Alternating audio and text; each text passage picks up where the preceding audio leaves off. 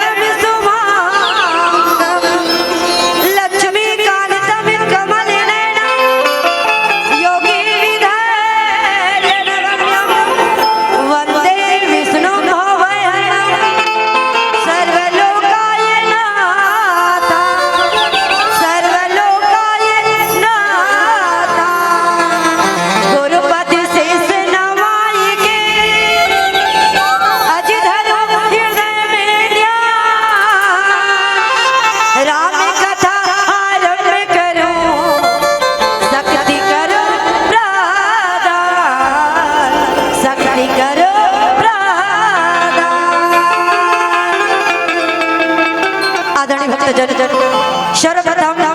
आज के राम कथा ला सुनत गुणत अपन जीवन में उतारत ये जगह में विराजमान जम्मो संत समाज करुणामय ममतामय वात्सल्यमय शक्ति सर्वात्मा महतारी मल्ला धीरज धरैया विचार करिया दशरथ तुल्य मोर पिताजी मल्ला गांव के घर के समाज के बोझाला अपन कांधा में लेवैया नौजवान मोर बड़े भैया मल्ला घर अंगना के शोभा के बढ़ावा चोरो बोरो बैठी ये मोर मयार बाल गोपाल मल्ला गुरु वशिष्ठ विश्वामित्र के समान ये गांव के जम्मो सियान बुजुर्ग मल्ला और आज आ कही के सबला एक सूत्र में सकेल बटोर के बांध के रखैया ऋषि में उतालक और वंश में संचालक आदरणीय मोर छोटे भाई जिला एवं हमर करका सतन वानीला दूर दराज तक के पहुंचावा थे ऐसा हमर माइक ऑपरेटर बड़े भैया मल्ला और ये यूट्यूब के माध्यम से अरे देश नहीं बल्कि विदेश में एक आनंद आपके गांव गली खोर में और हम सबके जीवन में हुआ तो चलो भैया अच्छा ये बताओ अक्का जन बैठे होते मन सुनैया मन बैठे हो देखैया मन बैठे हो पहली बता ले आवा दीदी हो देखैया मन क्या बात है हम तो सोचते थे हमरा देखैया तो हमन ला का देखू रही हमन को जत की छन वत की छन ये दे अच्छा ऐसे बनी का मैं ये राम कथा परोसत रहू नहीं तो हमार वर्षा दीदी और उर्वशी दीदी वाला हुई कर कॉमेडी कर बनी बनी देख ले हम दीदी तुहरो मन के भार है देखो भैया आज का बेले देखत रहो नहीं तो कम से कम आप कथा सुनना है कि सुनना है ना क्या जान सुनू देखा सीखी वाला नहीं उठाना मैं बता दे वहां दे उठा दी तो हम उठा बोया वाला है ना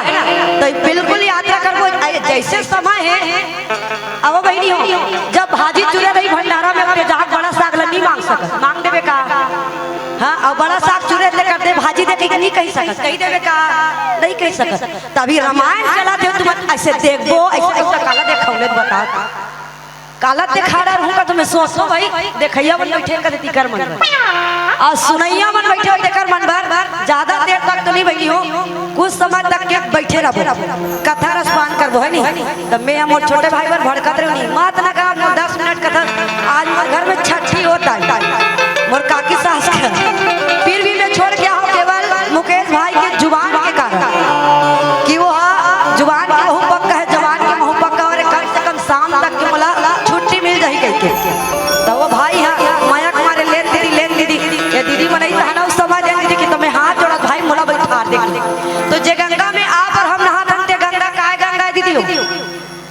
आज नहाओ नहीं हो आज तो माघी पुण्य है सबो झन नहाए हो नहा ना दीदी हो पक्का नहा लेकिन नहा काला धोहन शरीर लोग कपड़ा धोहन ईमान से कहा था ये शरीर लोग कपड़ा धोहन नहाते में और अभी नहा तो नहीं ते काला धो तो मन लाहा बाबा जी पहली कही देखा मानस सरोवर है ये मानस कहा रे मन ला धोई के सरोवर है मानस सरोवर है अमल अगाध मनोहर है अरे पतितों को पावन करने तुलसीदास जी का दिया यहाँ धरोहर है बाबा जी का दिया यहाँ धरोहर है ये ला बाबा जी आप मन पर हमार मन पर धर के रखे नहीं बताओ एवं बहनी हो एल बाबा जी लिखे नहीं अच्छा दोनों उताई वाली बहनी मन अपन जोड़ी जंग वाला लिखेल के हो कैसे वाला लिख देना जोड़ी लिख देना वो कैसे कहा थे ले तब पक्का कहा तो रहती भैया मन अपन बाई कर बताए हो लगा लिख के गोरी झन देखो इड़ा मन कहा थे मोला हाँ तो ये मन कैसे की सोच लिखा था वो बाई लिखा था वो उतई लिख के बढ़ा दे भैया चलो जैसे भी हो अब ये मन बोला कहाँ यात्रा करना ये नहीं बता है लेकिन बालकांड दोहा क्रमांक 47 की यात्रा करबो आज माघ पूर्णिमा माता सती कथा सुने बर जाते तो सुनते नहीं सुने पार्वती जन्म में बोला संदेह हो रहे कहूँ मला संदेह मत हो गई के कथा में आप हम जो है डुबकी लगाबो एक ले पहली आवन उतई धान के माँ शीतला मैया के पावन पौरी माँ हमार अधिष्ठात्री देवी विंध्यवासिनी मैया के पावन पौरी माँ एक श्रद्धा के फूल समर्पित कर तत्पश्चात आप हम सब जो है ये कथा प्रसंग में डूबे के प्रयास करें। प्रेम से बोलिए राजा रामचंद्र की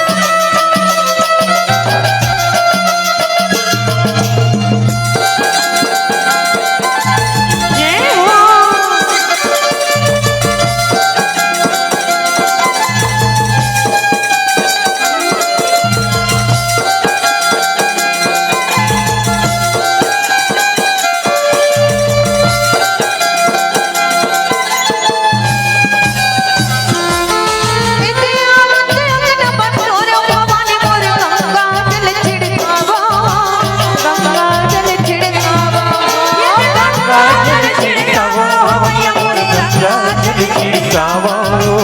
गंगा जल छिड़कावा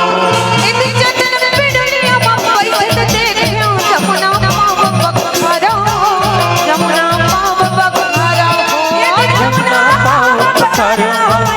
जमुना पाव पखारा जमुना पाव पखारा चलिया में भवानी अंगना चलिया में भवानी अंगना चलिया में भवानी अंगना चलिया में भवानी अंगना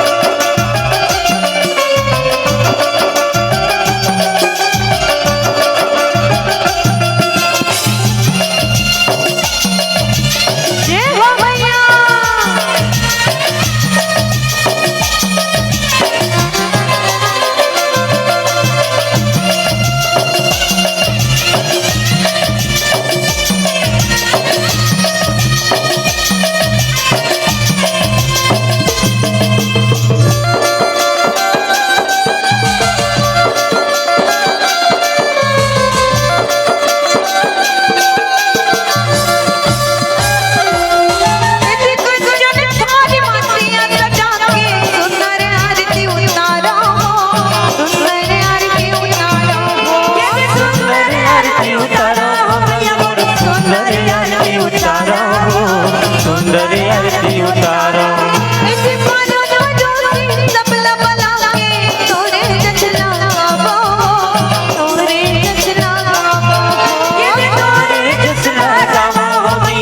तोरे जस लगावा तोरे जस लगावा चलिया पे भवानी अंगना चलिया पे भवानी अंगना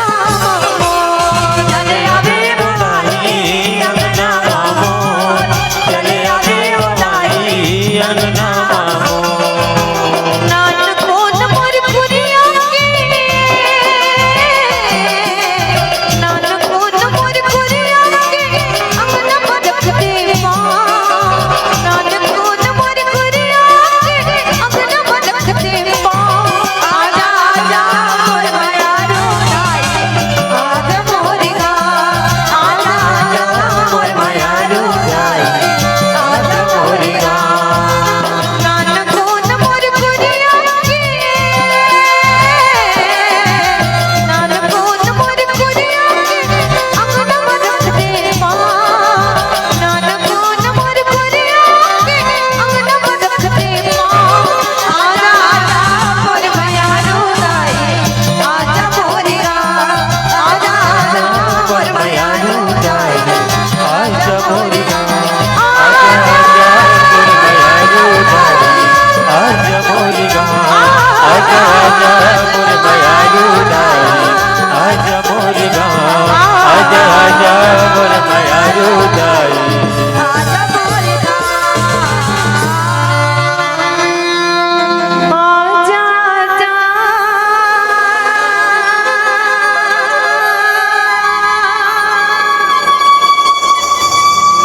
मोर माया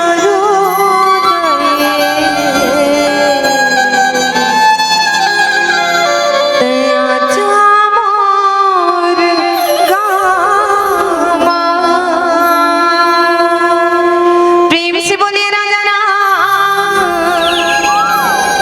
चंद्र की जय। तो चलो भैया बढ़िया सौभाग्यता है संध्याकालीन समय में गोधेली बेला कहते वो अतका बेला मैया है ना गौ माता चारा चर के घर की ओर प्रस्थान करते वो हर एक गोधेली बेला और मैया कतका बढ़िया एकदम समय जैन माँ आप और हमला राम कथा से जुड़ना है सच में बहनी हो हमला ना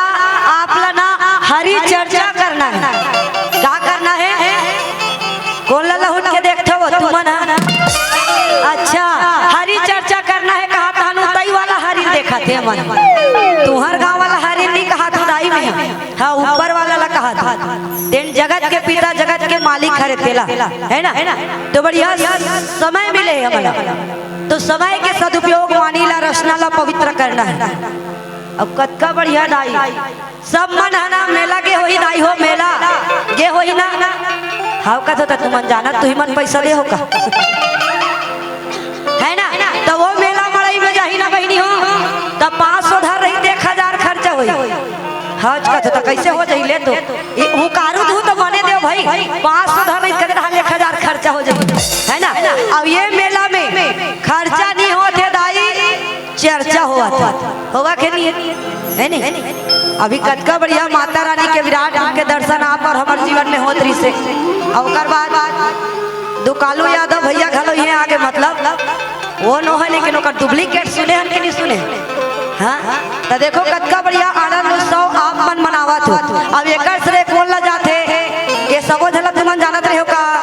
नहीं जानत रहे एला कौन जाने हैं आयोजक समिति में तो एक क्षण बूता कर दे बहनी हो आओ निवेदन रही आप सब ला कहा तो कहा अरे फूलों से सुशोभित होती है फूलों की डाली फूलों से सुशोभित होती है फूलों की डाली और ये आयोजक समिति पर तुम जोरदार बजा दो ताली जोरदार बजा दो काबर ये मन तपस्या करे तब तो मन अपन खून मेहनत पसीना के दान ला दे हो भाई तब तुहरो मन बड़ बढ़िया समय तो आप मतलब में बधाई दे देते है ना काबर चांद की चांदनी बसंत की बहार चांद की चांदनी बसंत की बहार फूलों की खुशबू अपनों का प्यार मुबारक हो आप सबको ये मानस लोक कला महोत्सव का लगा प्यारा दरबार मानस लोक कला महोत्सव का लगा प्यारा दरबार अब ये प्यारे से दरबार में आप और हम बैठ के बढ़िया राम कथा रस पान करथन भैया है ना कलयुग में कोई चीज सार नहीं है वो मैया कलयुग केवल नाम है आधारा सुमर सुमर नर उतरही पारा बस भगवान के नाम ला लेके बहुत सागर ले पार जाए के रास्ता है लेकिन आजकल काय करबे आजकल के लइका मन एकरो लिखा हुई बदल डरे आजकल के लइका मन का कहा थे बहनी बता कई गांव में रामायण में जात रहतु ना सुनत रहतो मन का कहते कलयुग केवल मोबाइल आधारा फोटो ला खींच के फेसबुक में डारा एक दिन रखा दूसरा दिन डारा कर ले बता बाबा गोसाई जी महाराज लिखे थे कल मन ज्यादा तुम्हारा नहीं कहा बेटा हो गोरी गोरी घेन दे जैन मन डालते थे मला कहा हाँ चलो बालकांड की यात्रा दोहा क्रमांक 47 इस मतलब का होते बहनी हो कैसे तुम लिपस्टिक का थोका हो वहां देखा कदा मन बिस्किट का हाथ हुआ थे ऐसे समझ जग दी जग मतलब संसार होते कि नहीं होते और दिस मतलब देवता है ना तो एमे 47 इस मतलब का होई देवता होइसनी जगदीश 47 इस मतलब देवता तो ये देवता के भगवान के कथा के चर्चा कौन सुनना चाहते दाई माता पार्वती हाँ तो हम सुना तो है ना तो देख भैया याज्ञवल्क्य मुनि है तेन भरद्वाज के समक्ष में राम कथा परोसे राम कौन हरे तेन मोल बढ़िया से बता दे का एक जन राम हरे का जे अयोध्या में जन्म ली से जेला सारा संसार का थे का वो ही जे पत्नी के विरहला दुखला भारी सहित ही हरे का दिल क्रोध में आके रावण मार दी ते राम हरे का दुन भगवान शंकर जिला रात दिन राम राम कही कर रखा थे ते राम हरे कते हरे तिल बता याज्ञवल्क्य मुनि कहे तोर मन में ना भारी लगा के लगन है तड़प है राम जी के बारे में जाने के सही बात नहीं भैया तो वही कथल परोसी लेकिन यही कथा में एक बार संदेह खोला हुई मैया पार्वती भोलेनाथ जरगी भोलेनाथ लगते आइए बोला का हो गए है तोला ऐसा देवता माला देखो जोड़ी बढ़िया बढ़िया चंपा फूल चमेली फूल मोगरा फूल तुलसी के माला ला पहने हैं देख कैसे कर हंस से आगे हंस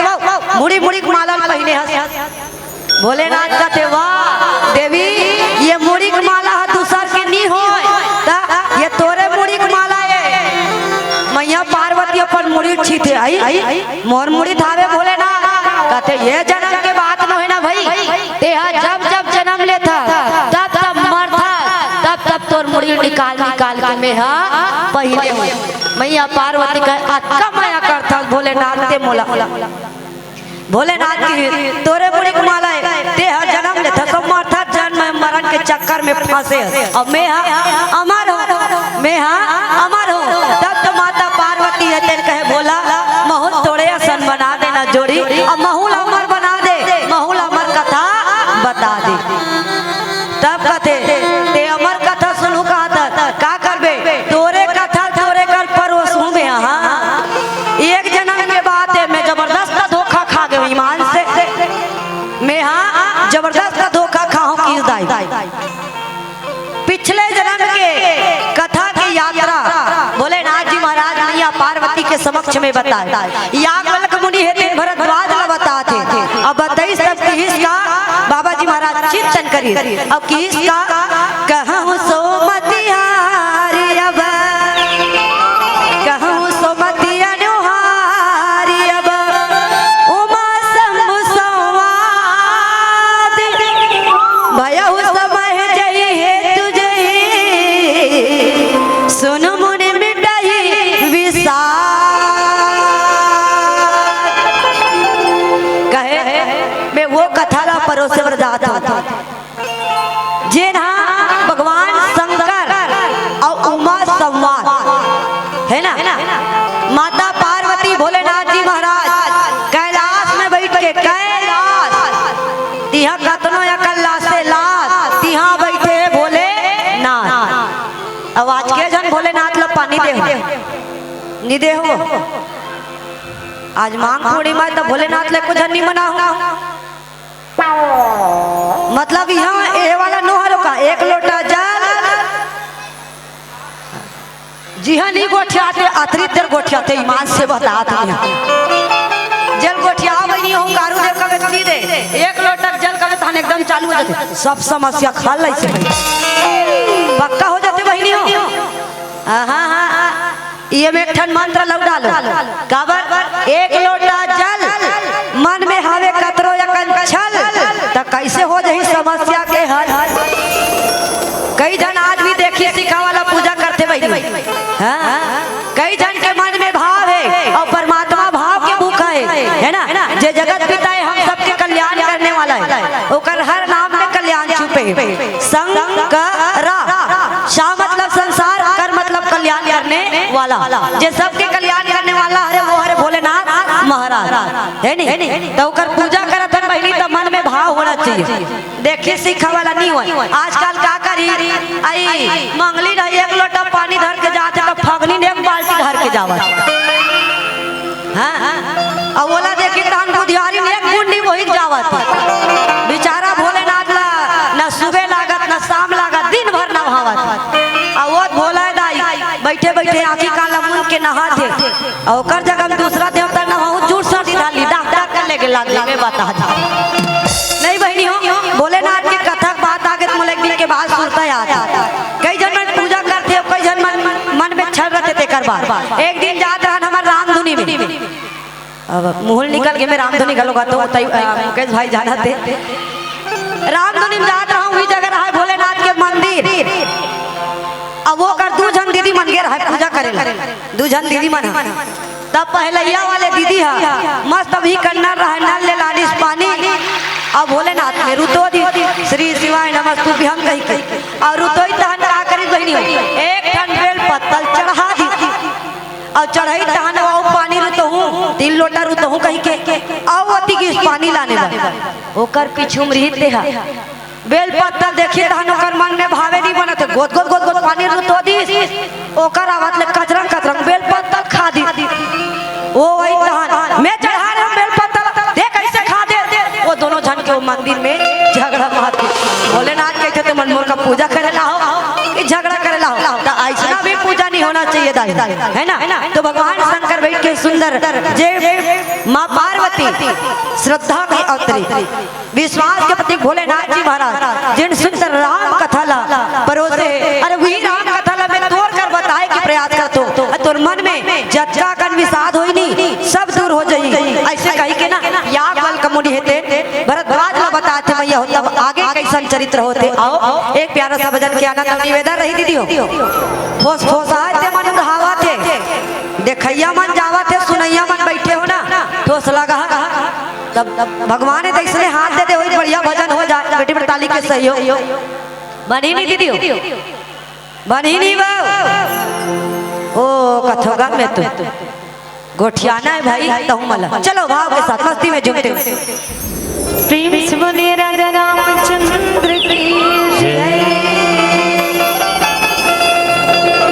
भाग बिना नहीं मिले माया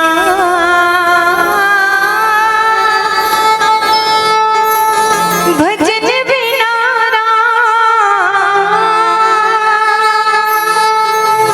भजन बिना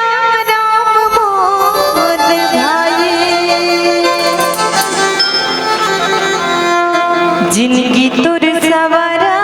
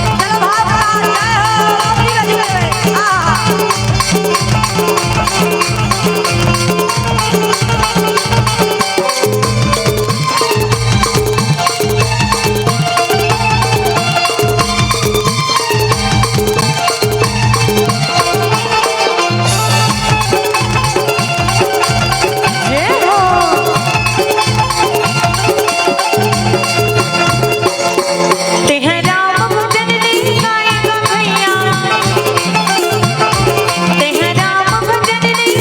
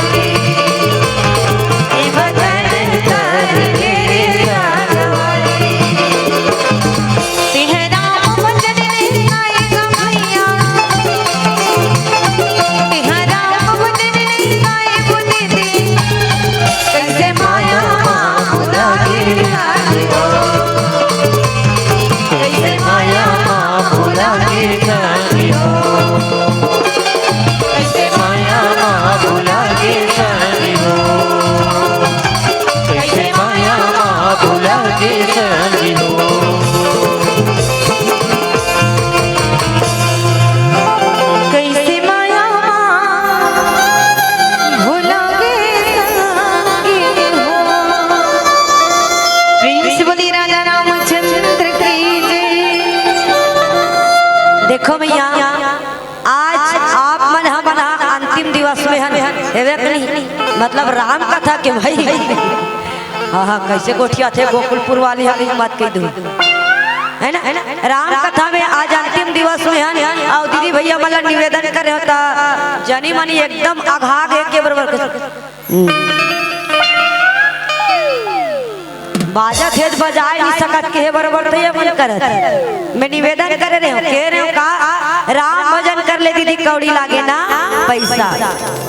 राम भजन कर ले भैया कौड़ी लागे ना पैसा अब कौन जनी दीदी भैया हुआ अगले जन्म में बैला बन बोधन भैसा कौन हो जाना का उतई वाली मन दीदी मन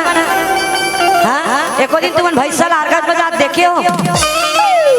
ये तीन मत देखो ना एक कूद कुदाक भाग दही इड़ाला देखते तुमन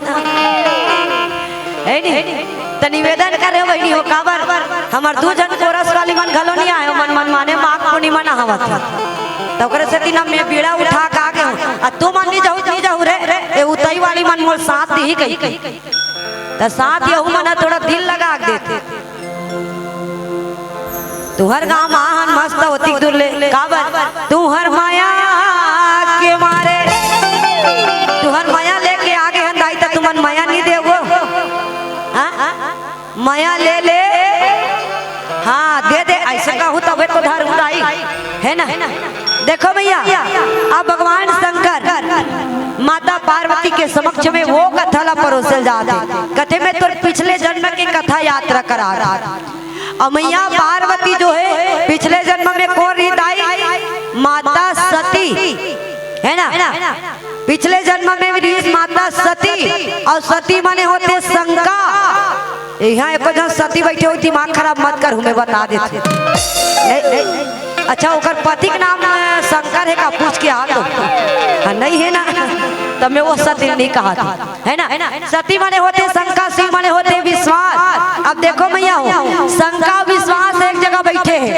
है ना अब वही डाले कद को जन आवा थे जावा थे अब देखो बहनी ये जगह में राम कथा हुआ थे कई जन मन डाल ले आवा थे कई जन मन ए डाल ले आवा थे और कई जन मन एक डाल ले आवा थे नहीं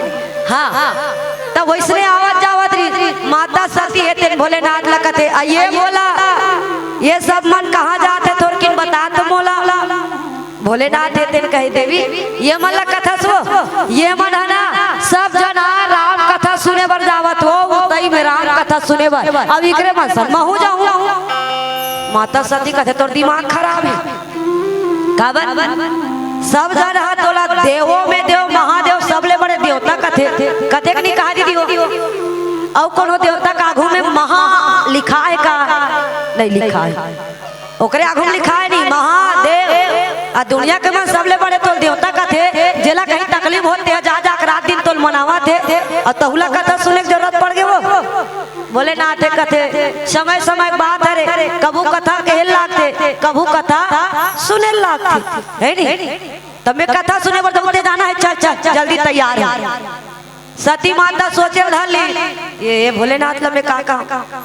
मान लो एक सब में कथा सुने पर जावत हूँ तो ये ब्रह्मानी है और लक्ष्मी मोल पूछ दी ते कहा गे सती कही तब मैं मतलब काय बताऊं जी मतलब पूछ दी मोलता अब मान लो ले मैं कथा सुने पर नहीं जाऊँ ये मोट डोकरल कोई बड़े हो और भोलेनाथ ले कोई बड़े देवता हो गए तो हम में चुकुल में जात रह माता सती है सब ढाला सोच डरी दाई तान भोलेनाथ कर कहते देवा चल महू जाऊं तोर सन कथा सुने बर तब भोलेनाथ कहते देवी तू कथा सुने बर जाबे तब मोर कर मोटर कार तो नहीं है आजा मेरे बैला में बैठ जाके आजा मोर बैला में बैठ जाके भोलेनाथ के बाद न सुने माता सती कथे टार हम तोर बुढ़गा बैला नहीं जान दादा हमरो कर है वहां और माता रानी महान कहा रे दीदी हो कहा रे वो प्लीज थोड़ा गोठियाओ ना कहा रे मैया तुम आज ले नहीं जानो वो ये दादा रे तुम्हारा राम कथा सुन तो नहीं वो नहीं सुनो तुम ऐसा वाले हर का कैसन वाले ग्रीस का सुनेगा दिल न दिया ले बेटा ऐसने वाला हर का हर सारी राम कथा हुआ थे है नहीं भाई नहीं आओ साइड वाली कहा रे वो माता रानी के ओकर वहाँ बुलेट का थे, एको दिन बुलेट में जा देखे हो। अभी दुर्गा मैया निकले रही सोई जग झांकी में, अब नहीं निकले रही सोई नहीं, अभी निकली तुम मन देखा रहो दुर्गा मैया बुलेट में बैठ के ही धुनका में बैठ के ही तेला शेर। हाँ तू ही मन सही बताओ ना, तुम आना ना धमतरी में चॉकलेट देंगे तुम लोग को। हाँ ओकर वहां हरे शेर सिंह निजाम में तोर बोले बोले बुड़गा बैला में तो सबले पहली त्याग एकर का के होगे मैया हो धर्म के। बैला जो है धर्म के प्रतीक है और धर्म के 4 चरण है, सत्य संयम दया दान। भोलेनाथ चारों चीज में आरूढ़ होके जाते और माता रानी अहंकार, सिंह मतलब होते अहंकार। दोनों जन चल दी मैया हो कथा सुने बार है ना, बाबा जी लिख दी अब किसका एक बार त्रेता जुग माही शंभु गए कुंभजरी सिपाही संग सती जग जननी भवानी पूजा ऋषि अखिलेश्वर जानी। एक बार के बाद अब सच बता दूं मैया,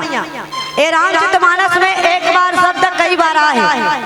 और जब जब भी एक बार शब्द आए ना तब तब कोई घटना कोई चरित्र हो। अब पहली ककादाई माई कथा कहानी कहा है तब वो मन कहा है नहीं, कैसे कहा है एक शहर में जी कहा है नहीं कहा है। आजकल के मन कहाँ जानी, पहले के मन दाई मन कले बाबा मन कले कहानी कथा सुने तब सुते, अब आजकल के मन हाँ एक जन दीदी मोबाइल ला देखा मोबाइल कही सोचो हमार मन के समय में वही नहीं हो हम मन धरन भाई मोबाइल द्वारा आजकल बात होते, लेकिन क्या करबे सदुपयोग पर मोबाइल है लेकिन आदमी दुरुपयोग ज्यादा करे धले है नहीं। तुम्हार गाँव में नहीं कहा दादा गोरी गोरी झन देखो हिखत पट ले उलन जाओ है नहीं, लेकिन क्या करबे जेल धरना है तेल व्यक्ति नहीं धरे और जेल नहीं धरना है तेला फट ले धरते। पहली के लइका मन कतको रहो तो बोल भूला करत रहन, हमरे मन के बात बता बहनी हो में एक आध कनी कनी हो वो महुला 26-27 साल हो गए मोर बिया मोर कर दूठन नातनी ने देवा नातनी ने मोर कर दूठन हां अड़की जन दिखाती मत सोचो। तो हमार समय में हमार लइका मन कैसे सोवान गाना गाते, सोवान नहीं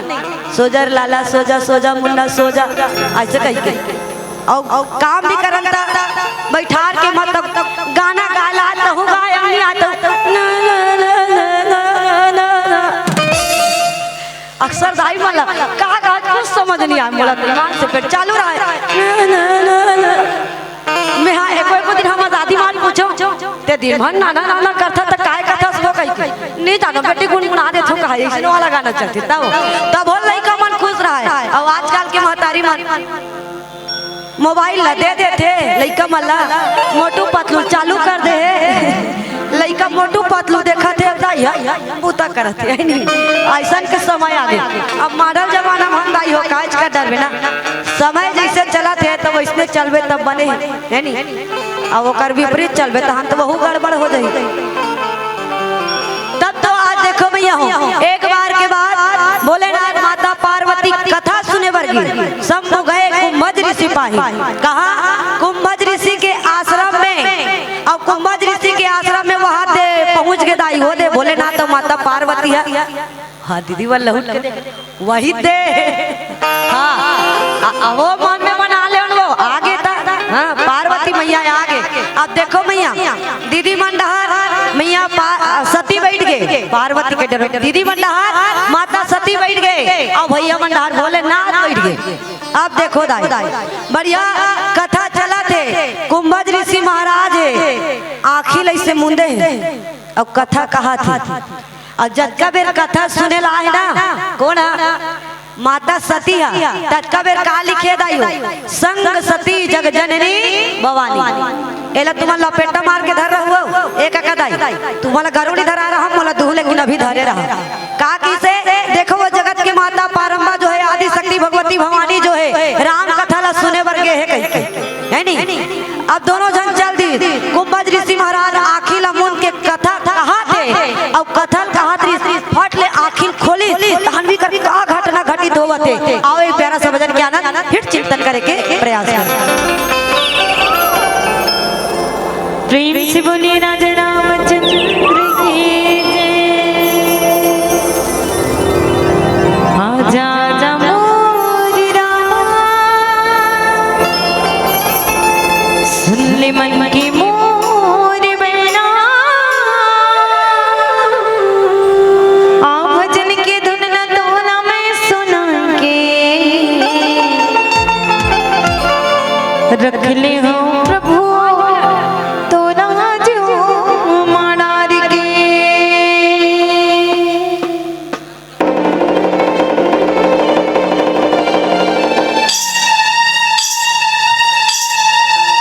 हो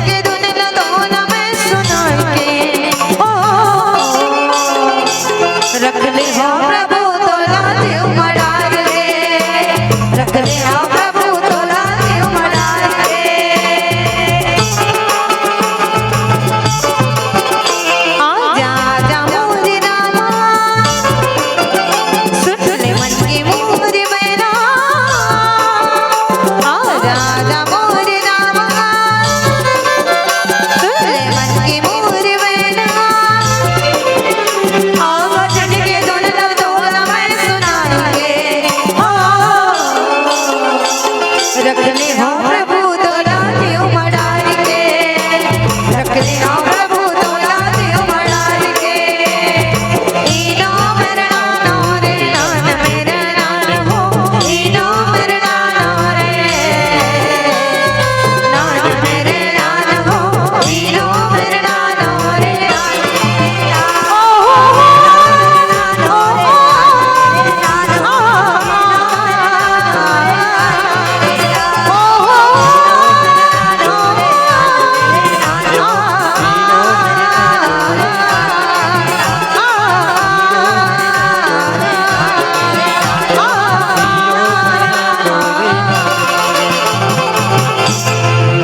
रखने हो प्रभु दोनों हाथ माडार के प्रेम से बोले राजा रामचंद्र की जय। चलो यहाँ आयोजक समिति के आदेश एक कनगोठिया एक ठन गाँव निकाल कहा थे है ना। तो देखो भैया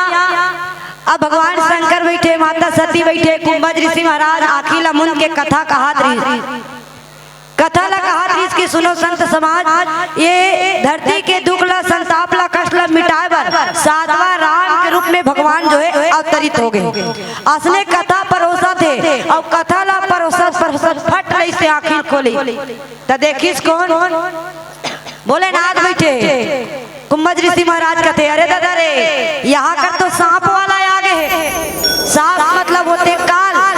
और काल अपन टोटा में बोए बोला कहते महाकाल। बोल महाकालेश्वर भगवान की जय। कथा कहा त्री तेला मैया कथा कहा त्री तेला बंद कर दी है ना। जय बोला दी बोले राजा रामचंद्र की जय कही के अब व्यास पिछले उतर गए। ये इसने आसन लगी रहती अब व्यास पिछले उतर के सुटूर पुटूर कते हर जाते जेन डार भोलेनाथ महाराज बैठे तेन डार गिस दाई माता सती है तेन कते ये दिए इस पाक में भोलेनाथ लगे हो सब जन बहुत बढ़िया मस्त कपड़ा लत्ता पहन के है राम कथा सुने लाहन कही के यहुल के मने असन कपड़ा लत्ता पहन के कही के कहा भगवक छाला पहन के आ गई जगह मुदा हसन दिखाते इचला चचकार के उठाए बर जावत है मन में आतो कर भाव उचला उठाई लेकिन हो इसका उल्टा है ना। आज भोलेनाथ महाराज कर जाके हाथ जोड़ के प्रणाम कर देते माता सती कुंभज ऋषि महाराज और करिस का पूजा ऋषि अखिलेश्वर जान अपन ज्ञाता जान के हित से जान के अपन ईश्वर जान के भोलेनाथ जी महाराज पाँव पर दी पाँव पर ही माता सती के मन में शंका आ गए। मैं पहली बता रही हूँ ना सती माने होते शंका वो देखी खसखस भोलेनाथ कर रही और भोलेनाथ लगते ये शंकर भोलेनाथ कहते देवी तंग मत कर कहते भोला ये तोर कावर पाँव पड़ी तेला बता मोला कहे देवी ओ मोल अपन भगवंत जान के पाँव पर दी मैं भगवंत हूँ वो हसन ते सुनैया अपन अपन काम ला करना है ते कथा सुने बराह देवी कथा ला सुन लेकिन मैया माता सती है तेन कहते नहीं बताते झन बता मोर पिता मोला बता डले है दक्ष राजा की जे कथा कथे कथा कवैया सबले बड़े होते अब कथा कवैया के सब जाके पाँव पर थे अब ये कथा कवैया नीचा चढ़ाए तीसे लागते वो उतर के तोर पाँव ला पर दी तब मैं काबर होकर कल कथा सुनू मैं तोर कले नहीं सुन लूंगी तब मोर कले जब सुनबे तब सुनबे लेकिन अभी समय मिले तभी कथा ला सुन तो ये पाक में तुमला निवेदन कर रहे हो ना कथा तुम सुना तो नहीं सुना 7 दिन के राम कथा ला माता सती नहीं सुनी दाई नहीं सुनी काबर मन में शंका हो गए ये छोटे कले काबर सुनू कही के ओकर बाद 7 दिन के कथा सिरई भोलेनाथ तेन विदा मांगी कौन ला मुनि महाराज का है ना निवेदन करी अब किसका मुनि सन विदा मांगे त्रिपुरारी चले भवन संग दक्षा कुमारी लिखावटी तुरंत बदल के भैया जब का बेर कथा सुने बारे तक ही संग सती जगजननी भवानी और जब कथा ला नहीं सुनी तो वो देखो दक्ष के बेटी जावत थे दक्ष मने होते होशियार बुद्धिमान वो होशियार के बेटी जावत थे अपने बुद्धिमानी गिरी लगा के ये बाबा जी के लेखनी राम कथा लनी सुनी तेकर से तिदाई हो तो हमारे जीवन में हो जाए। जब भी राम कथा मिले ना तो बढ़िया वाला अपन जीवन में अनुसरण करन। काबर मौका आज मिले अब नहीं मिले काली मिल जाही का है नहीं। काबर कब कौन मरबो तल कोई जाना थे भाई नहीं जाना। निवेदन चाहूँ अरे कौन जाने कब मौत का पैगाम आ जाए। हाँ संतो कौन जाने कब मौत का पैगाम आ जाए। अरे हमारे ये जिंदगी की आखिरी सांस आ जाए। हमें इंतजार है उस शाम के प्यारे हमें तो इंतजार है उस शाम के प्यारे कि हमारे ये जिंदगी मेरे राम जी के काम आ जाए। राम जी के काम आ जाए। भाग्य का हम राम जी के हैं उतई वाले वाले अपन दाई दादा खड़े हो तो कहाँ हाथ उठाओ राम जी हमारे हैं। चलो अंतिम भजन एक प्यारा सा ओकर बाद में आप सबसे विदा। प्रेम से बोलिए राजा रामचंद्र की जय। रामा तोर सुरता के सब नामा बांध के छोड़ के झन जावे ना। चलो भाव का जय हो।